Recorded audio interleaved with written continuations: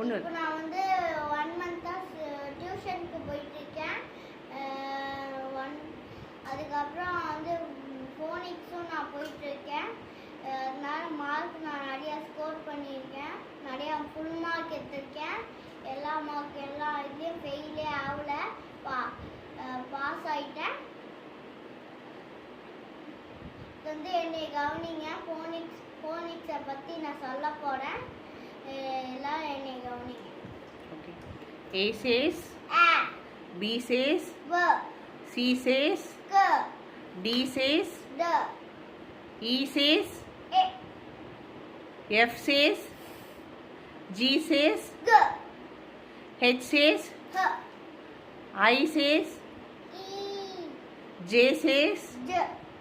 K says K. L says E. M says N says N says N. No. O says A. P says K. Q says K. R says S says T says T. U says B. U says A. V says W says W. X says